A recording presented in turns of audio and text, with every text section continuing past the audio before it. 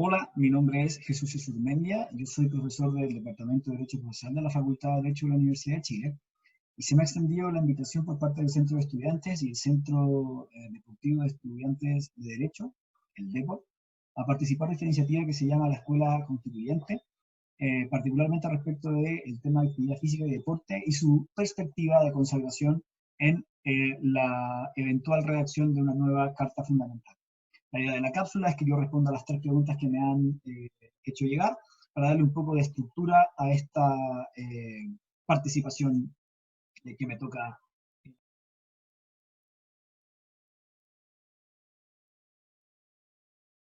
esta oportunidad. La primera pregunta es, ¿deporte y actividad física qué son? En realidad,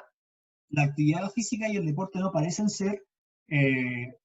un área en que el derecho sea prioritariamente la rama del conocimiento que debe abarcarla. Yo no tengo las herramientas, ni pretendo tampoco invadir competencias propias de otras ramas del conocimiento, pero sí podría decir, desde la perspectiva que me corresponde, tanto como profesional del derecho y como ciudadano que va a ser actualmente regido eventualmente por la nueva Constitución y que desea participar de su redacción tanto como sea posible, me parece que la actividad física corresponde a el género y el deporte corresponde a la especie en su génesis. La actividad física, a mí me da la impresión, está asociada a la actividad propiamente tal física, recreativa, en busca del desarrollo motriz, motor, en búsqueda del bienestar físico y emocional de la gente a través del desarrollo de una actividad que trae indudables beneficios físicos y mentales, que van desde el mejoramiento de las capacidades cardiovasculares hasta actividades físicas recreativas que generan vínculos con la comunidad, que generan vínculos filiativos, vínculos fraternos, etc. Dentro del conjunto de actividad física, en esta definición más esencial que podríamos señalar, el deporte es una de las actividades físicas típicamente colectivas, y no me refiero a colectivas porque deba hacerse en conjunto, como los deportes de conjunto, sino que incluso aquellos deportes individuales suele hacerse de forma colectiva. Porque incluso el tenis, por ejemplo, que es un deporte individual, requiere un rival. Hay una colectividad y generalmente no son solamente dos personas involucradas. Lo mismo el running, lo mismo el hiking, de manera tal que el deporte es, en principio, una especie de actividad física, ¿ok? Pero es, sin lugar a dudas, el deporte hoy muchísimo más que es su perspectiva fisiológica, que sería la actividad física. El deporte es hoy, en mi opinión, la manifestación cultural más relevante de la humanidad. Me parece que hoy día, visto desde todos los prismas y de todas las aristas que se puede ver el deporte, es una demostración de la humanidad que va a trascender hoy en día cualquier rincón geográfico, no distingue entre etnias, credos, nacionalidades, ningún tipo de diferencia. Hoy día el deporte se ha consagrado como no solamente una actividad física, a lo que dice referencia, sino que es un negocio, es una actividad sociológica y antropológicamente muy relevante. Como ya señalaba anteriormente, genera una gran cantidad de vínculos dentro de la comunidad. Podríamos tomar, por ejemplo, el rol que cumplen los clubes deportivos, no solamente los clubes más grandes, que congregan transversalmente un número multitudinario de hinchas, o, por ejemplo, en actividades como cuando juegan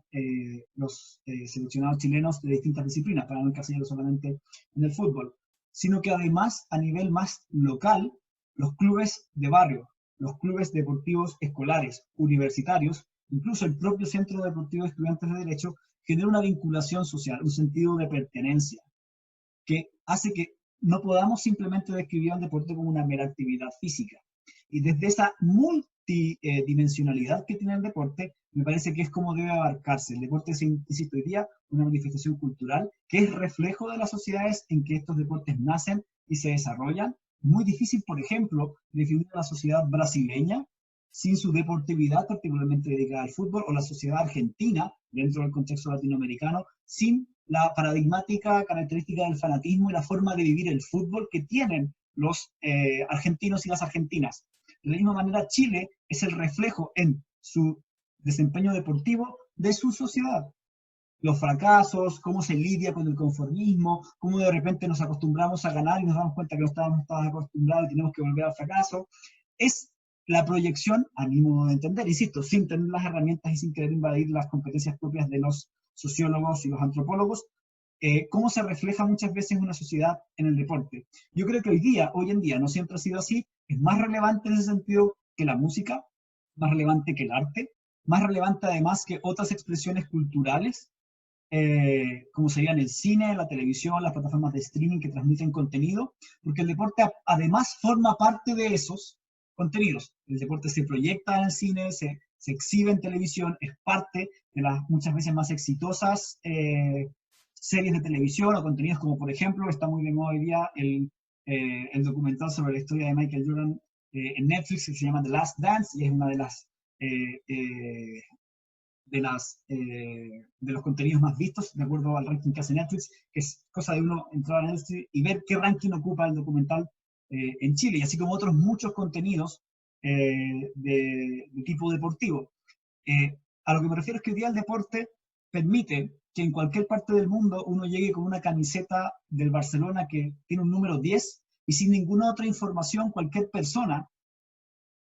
sepa a quién pertenece esa camiseta, sepa además a qué equipo corresponde y posiblemente, salvo el contexto actual, hay un porcentaje importante de gente que pueda decir qué es lo que ocurrió el fin de semana anterior con ese equipo, tanto en la liga como en alguna otra competencia. No podemos negar que un día de finales de mayo, de principios de junio, típicamente ahora que es un sábado, antes era un miércoles, hay un rating acumulado a nivel mundial exorbitante y todos estamos viendo la final de la Champions League. Lo mismo ocurre con los partidos de los mundiales, lo mismo ocurre con los partidos de las selecciones, etc. De manera tal que incluso desde la perspectiva del impacto de exportación cultural, posicionamiento de marca país, el deporte es absolutamente mucho más que la actividad física, que es esencial para su desarrollo. Y me parece que desde ese prisma multidimensional es como debería reflejarse eventualmente su consagración en una constitución producto del proceso constituyente que estamos llevando a cabo.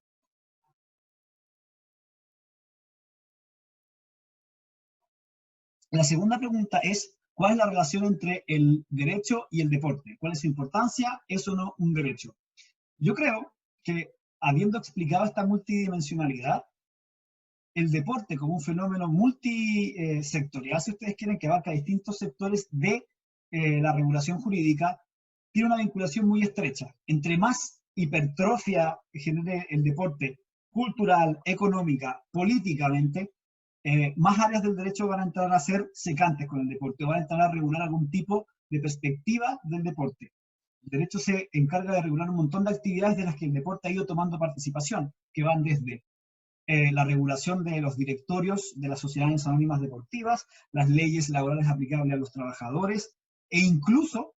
las transacciones económicas de derechos de televisión, derechos de imagen, todos los sectores que podríamos llamar satelitales al deporte también están regidos por el derecho. La publicidad, el cine, la televisión, los deportistas hoy día no son solamente deportistas, son verdaderos showman y showwoman, son sujetos de entretenimiento que participan de comerciales, son marcas en sí mismas, y todo eso tiene naturalmente un estatuto jurídico que lo regula. No hay ninguna relación humana que genere efectos vinculantes que no esté regulada por el derecho. Ahora, eso es el derecho general regulando actividades deportivas, pero además el deporte tiene su propia regulación jurídica, que es lo que se conoce como lex sportiva, que es el conjunto de regulaciones normativas, jurídicas o legales, que busca regular específicamente determinadas áreas del derecho deportivo, tanto sustantiva como, por ejemplo, el derecho mercantil, que regula el mercado de transferencias de jugadores, que es extraordinariamente excepcional. Si yo tomo el uso del lenguaje del deporte y lo llevo a otras realidades del quehacer humano, nos parecería chocante decir que alguien tiene la propiedad sobre otra persona y que esa persona no puede realizar su actividad económica de la cual obtiene el sustento si es que no se le da la autorización de un ente que está en otro país. Nos parecería un poco una esclavitud. Sin embargo, lo tenemos internalizado en el mundo deportivo, cómo funciona el mercado de pases. En otros deportes, típicamente en la cultura de Estados Unidos, los jugadores no se venden, no se compran, se ceden los contratos y a los jugadores se les dice que they are trade, es decir, son simplemente objetos que se transfieren de un equipo a otro. Lo que insisto, si nosotros lo lleváramos a lo que es la actividad regida por un estatuto laboral como el Código del Trabajo, nos parecería que estamos a 300 años de la actualidad. propio, insisto, de la revolución industrial. Sin embargo, en el deporte nos parece razonable, insisto, lo tenemos internalizado e incluso culturalmente sabemos de ello mucho antes de familiarizarnos con las normas jurídicas. Y además existe una difusión social que hace que una gran cantidad de sujetos que no tienen una vinculación estrecha con el derecho, que no son parte de la denominada cultura jurídica interna, conozcan este tipo de mecanismos. Es habitual en una conversación de café o de bar escuchar que no, alguien rescindió o se rescindió el contrato, o el contrato es nulo. Un montón de instituciones jurídicas que aunque no estén correctamente aplicadas en cuanto a su conceptualización, la gente las utiliza. De hecho, es posiblemente el único contexto en el que esos términos son utilizados en la coloquialidad. Mucho más, lamentablemente, de lo que nos gustaría que la gente conociera las instituciones que rigen sus actividades, como por ejemplo sus derechos laborales, sus relaciones laborales entre empleador y trabajador. Entonces, dentro de la ley esportiva está este conjunto de normas sustantivas, hay normas sancionatorias, como por ejemplo todo el estatuto del doping, que corresponde a cada deporte, a cada federación, pero además hay organismos internacionales, como el Comité Olímpico Internacional, como la FIFA, que es, o la ITF o la ATP, que sancionan a un montón de deportistas, prohibiéndole la realización de una actividad económica o la libertad de trabajo, una cuestión que bajo el régimen de una constitución en otras regulaciones laborales nos parecería completamente inconstitucional, contrario incluso a los derechos fundamentales, pero que en el marco del deporte una institución puede impedirle a usted desarrollar una actividad laboral sin ser alguien dotado de poderes punitivos propiamente tal. Lo que definitivamente crea un marco, una estructura jerárquico-normativa vinculante para quienes estén inmersos en esa actividad. Ahora está de moda también la jurisdiccionalidad deportiva, a través de el arbitraje deportivo en el TAS, del que Chile fue protagonista hace un par de años con objeto de los puntos disputados por el partido en que Bolivia inscribió mal a Nelson Cabrera, y que permitió finalmente que Perú fuera al Mundial. Hoy día la jurisdiccionalidad hace que todos tengamos al TAS incorporado como una alternativa. Y eso es lex esportiva, porque es una regulación exclusiva que atañe de forma independiente al deporte. El deporte está regido por el derecho general aplicable en cada país o al derecho internacional privado, pero además la lex esportiva regula específicamente la actividad deportiva y tiende a ser mucho más internacional que localista, de manera tal que el derecho no es ajeno ni en su regulación general a la actividad deportiva, pero tampoco a la lex esportiva como un estatuto especial de regulación de este fenómeno cultural y social, político, económico, que es el deporte.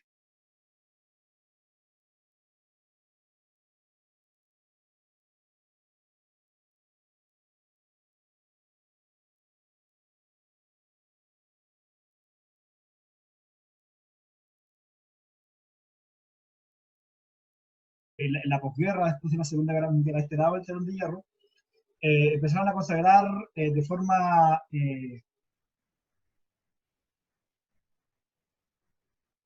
la tercera pregunta es, ¿existe el derecho comparado o reconocimiento del derecho de deporte en la Constitución?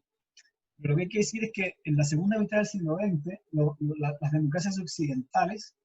y por ello me refiero a las que quedaban a este lado del Telón de Hierro, empezaron un lento tránsito hacia la consagración de ciertas libertades y derechos fundamentales de segunda o tercera generación,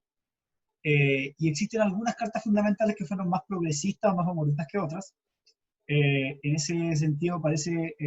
importante mencionar que la Constitución de España de 1978, después de casi 40 años de dictadura franquista, pretendió consagrar el derecho al deporte, pero se quedó un poco corta. Una de las críticas que se le ha hecho por parte del propio Tribunal Constitucional y el Tribunal Supremo Español a la Carta Fundamental Española, que consagra el deporte dentro de los intereses que debe promover el Estado como actividad física, pero en el contexto de lo que habíamos mencionado en la primera respuesta, el derecho a la salud o al restablecimiento y mejoramiento de condiciones de salud de las personas y como parte del derecho a la educación. ¿Por qué la crítica? Porque España en la segunda mitad del siglo XX, hacia finales del siglo XX, y en las 2 décadas que llevamos del siglo XXI se transformó en una potencia deportiva. Una potencia deportiva que no solamente se reflejó en el éxito de sus seleccionados nacionales y sus deportistas individuales. España es una potencia deportiva en fútbol, es una potencia deportiva en baloncesto, es una potencia tenística, es una potencia en balonmano, es una potencia en waterpolo. Sus tenistas son generalmente parte importante de las competencias de Copa Davis y a nivel individual son de los más destacados como Rafael Nadal. Es además, a nivel de deportes técnicos como por ejemplo el automovilismo y el MotoGP, uno de los referentes. pero además tiene una industria deportiva exorbitante. Tiene la liga de fútbol que más genera ingresos en el mundo y que además esta hipertrofia cultural, social, política y deportiva, o deportiva englobando todas estas áreas, en el caso español, ha significado un ingreso importante a las arcas fiscales españolas, porque en el contexto del deporte se genera una rama del turismo deportivo. Hay que tener presente que países como España tienen en su PIB como principal actividad económica el turismo. Y dentro del turismo, el turismo deportivo ha tenido en los últimos 10 o 15 años una explosión en España. Es muy difícil imaginar un tour o un paquete turístico que vaya a la ciudad de Barcelona y no contemple ir a un partido del Barcelona, si es que es parte de la temporada, o que no contemple el tour por el Camp Nou, o que en el caso de Madrid no contemple el tour y una entrada a un partido del Real Madrid en Santiago Bernabéu. Incluso clubes más pequeños siguen participando en esta estructura de visitas guiadas a los estadios, del museo, de la tienda atachada al estadio, en el que se genera la venta de derechos deportivos a través de camisetas, fotos, venta de autógrafos, bufandas, indumentaria deportiva, etcétera. Y por lo tanto esto genera no solamente el interés contingente de quien se encontraba en la ciudad, sino que hay un turismo asociado que se conoce en determinados lugares en función del deporte. Cuando el Barcelona o el Real Madrid debe jugar en una determinada ciudad de cualquier parte de Europa, se genera un traslado de turistas importante dentro de las fronteras de Europa. Y si de alguna casualidad el Barcelona tiene que jugar un partido, por ejemplo, de primera ronda de la Champions en un país que no está acostumbrado, en una ciudad que no está acostumbrada a recibir esa cantidad o ese volumen de turistas asociados al hinchado del equipo, se genera una actividad económica sumamente grande. Y todo ese fenómeno, que ha derivado además en una industria de organización de deporte, España es organizadora de una gran cantidad de actividades y eventos deportivos masivos, no tiene una consagración normativa constitucional que le haga justicia. En ese sentido, la Constitución portuguesa, que es previa, que es del año 76, fue mucho más vanguardista, fue pionera, y consagró en el año 76, en el artículo 79 de los derechos y deberes, un derecho al deporte, como un derecho fundamental, como un derecho humano. Y lo importante es que es un derecho que está tutelado, es decir, que existe una forma de hacer valer este derecho de solicitar al tribunal competente se tutele cuando ha sido conculcado. Y en eso fue la Constitución portuguesa, que es previa y además existe una cercanía geográfica con España, sumamente importante, porque estableció quizás el lineamiento inicial de la consagración del deporte, ya no asociado a la actividad física, sino que empieza a delinear lo que sería la actividad deportiva, que es este fenómeno multicultural. En ese sentido, quizás en el contexto latinoamericano, hay otras dos cartas fundamentales que vale la pena tener presente. La primera es la Constitución mexicana, que originalmente no consagraba nada relativo al deporte más allá de la vinculación con la salud, pero el artículo 4 fue reformado el año 2011 y estableció, el artículo 4 mexicano es muy similar a los 2 o 3 primeros artículos de nuestra Constitución actual, que establece principalmente la igualdad de las personas y la igualdad en el goce y ejercicio de los derechos, pero establece para hombres y mujeres, lo que es un salto importante, con una perspectiva incluso de género, el derecho irrenunciable del pueblo mexicano, hombres y mujeres, a participar en la actividad deportiva, el derecho al deporte, a involucrarse en el quehacer deportivo. Es decir, se va un paso más allá, se establece un derecho al deporte, pero además a la actividad deportiva y a su participación por parte del ciudadano, lo que además el Estado se compromete a promover, respaldar y tutelar. Esto es relativamente reciente, pero es muy importante porque la sociedad mexicana tiene una cultura deportiva sumamente importante. En México no solamente tiene mucha relevancia la Liga MX, la Liga de Fútbol, sino que además existen intereses transfronterizos, como mencionaba adelante, con las suerte de sedes o sucursales de los equipos más relevantes de México en la MLS, dada la población mexicana o mexicano descendiente que existe en Estados Unidos. Pero además México es una potencia latinoamericana a nivel de béisbol, es una potencia latinoamericana a nivel de baloncesto, tiene una industria que a nosotros nos puede parecer folclórica, pero la lucha libre, como la AAA mexicana, es extraordinariamente importante, tiene una gran cantidad de identificación cultural y sentido de pertenencia, como respondimos en la primera pregunta, al pueblo mexicano. Hay otras prácticas que los mexicanos han considerado deportes, con los que yo no estoy de acuerdo, pero que siguen teniendo parte de la cultura y la idiosincrasia mexicana muy incorporadas, como por ejemplo hasta el Mundial del año 70 en México, la principal actividad considerada deportiva, por brutal que ya nos parezca, era la tauromaquia, las corridas de toros. Fuera de España, el país en el que más se practican, y todavía se practican corridas de toro, es México. Hoy día no es considerado un deporte, más quizás una actividad, entre comillas, cultural o folclórica, pero sigue existiendo. Y en México existe también una cultura asociada a las peleas de perros, a las peleas de gallos, que ha sido muy difícil de desarraigar, y de ahí que la Constitución mexicana haya consagrado el deporte formalmente, la actividad deportiva vinculada a la organización de eventos deportivos lícitos, como una suerte de incentivar y promover el deporte, y la organización deportiva en un marco normativo que permita su mejor regulación para proscribir actividades prohibidas que promueven, por ejemplo, valores socialmente no reconocidos, como sería la pelea de gallos o la pelea de perros, y además ir restando la importancia, por ejemplo, a la tauromaquia. De manera tal que hoy día el artículo 4 de la Constitución mexicana viene a hacer un poco de justicia o de reflejar lo que es la cultura deportiva mexicana en su carta fundamental. Ahora,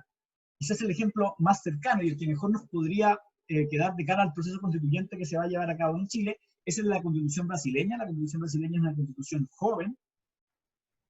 pero que estableció no solamente como derecho fundamental el derecho al deporte y a la actividad física, como un deporte o como un derecho humano, o el reconocimiento del derecho humano al deporte, sino que además estableció el derecho a organizar eventos deportivos, el derecho a crear, fundar y promover organizaciones deportivas, a participar de ellas y a ser tuteladas esas organizaciones por parte del Estado. Esto es muy importante. Como mencionamos al principio, la cultura brasileña es difícil de entender sin la cultura deportiva, típicamente futbolística, pero Brasil también es una potencia a nivel de voleibol, también es una potencia a nivel de baloncesto y de otra gran cantidad de actividades deportivas individuales. De manera tal que el marco normativo constitucional brasileño permite no solamente promover el deporte entre sus ciudadanos, sino que la organización de eventos deportivos, lo que permite afrontar el deporte como un fenómeno multicultural, porque tiene repercusión económica, tiene repercusión organizativa, social, vincula, está asociada a otras garantías como la libertad de reunión, la libertad de asociación, la libertad de desarrollar actividades económicas, el derecho a la recreación y el ocio, que me parece es el estatuto normativo constitucional más completo y exhaustivo que Chile debería tomar como ejemplo, al menos para la discusión. De manera tal que, en mi opinión, en el contexto del proceso constituyente chino debería establecerse un derecho al deporte autónomo, sin perjuicio de que se mencione también el derecho a la promoción, defensa o restablecimiento o acceso a la salud, en el rol que tienen tanto actividad física y los beneficios que de ella se derivan para la salud, en tanto la educación como algo que debe promoverse, tanto en la libertad de educación, o sea, como en la libertad de enseñanza, como en el derecho a la educación, en el evento que sigamos esta estructura de la libertad de enseñanza, lo que es indiscutible, pero sí señalar que el deporte debe formar parte del bloque de la educación que se consagre en el texto constitucional, además, desde mi perspectiva, del derecho a organizar autónomamente actividades deportivas, asociarse en organizaciones deportivas, tanto de fanáticos hinchas como de clubes que permitan la difusión tanto a nivel amateur como profesional, y establecer un marco normativo de la más alta jerarquía que permita, por ejemplo, la organización de eventos deportivos sin la necesidad de improvisar sobre la marcha. Brasil organizó un campeonato masculino de fútbol adulto el año 2014, organizó unos Juegos Olímpicos en 2016, y es posiblemente el único país que puede organizar otro evento deportivo como unos Panamericanos, o eventualmente otras actividades masivas. Naturalmente Chile no está a puertas de organizar ese tipo de eventos, pero Chile sí ha sido sede varias veces de campeonatos de divisiones inferiores masculinas y femeninas de fútbol, ha sido sede de los ODESUR, eventualmente Chile podría aspirar a unos Panamericanos, y todo este marco normativo le serviría de regulación para partir de esa base constitucional en la regulación específica en el evento que Chile se adjudique organización de eventos deportivos, además de promover el deporte en tanto actividad física y todo el espectro que tiene el deporte en tanto actividad económica y los beneficios patrimoniales y extrapatrimoniales que la sociedad toda y el Estado chileno pueden adquirir a través de la promoción de la actividad deportiva tanto en Chile como en el extranjero de deportistas chilenos. Pero además consagrada como una manifestación cultural que se enmarca dentro del derecho a la recreación, al ocio y a la posibilidad de que la sociedad se divierta. Una consagración que hoy día nos parece también muy necesaria como parte de las garantías que se establezcan en el nuevo proceso constitucional. La recreación como un derecho fundamental del ciudadano, desde mi perspectiva, está indefectiblemente ligada al deporte. Ahora, dicho aquello, desde la parte dogmática, me parece que un punto final o como corolario, para operativizar estas garantías, si se decide incorporar en la Constitución ciertos órganos más sectoriales, como serían las gobernaciones, las eventualmente intendencias o las municipalidades, debería encargarse a esos organismos intermedios, estatales, pero intermedios,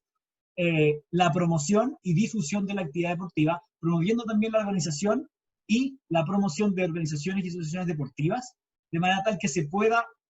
horizontalizar la práctica y organización de actividad deportiva en todos los sectores de la sociedad a través de una descentralización o desconcentración, no solamente atribuida a lo que sería, por ejemplo, el Ministerio del Deporte, sino que se encargue a estos otros órganos que no sabemos si van a estar incluidos todos en la Constitución, pero el evento que así sea, un elemento que haya un diseño de la administración estatal diverso, que las organizaciones o las entidades que tengan a su cargo orgánicamente la administración de determinados territorios cuenten dentro de su ethos, dentro de su función constitucional, la promoción de la actividad deportiva y el deporte como manifestación social, cultural y económica.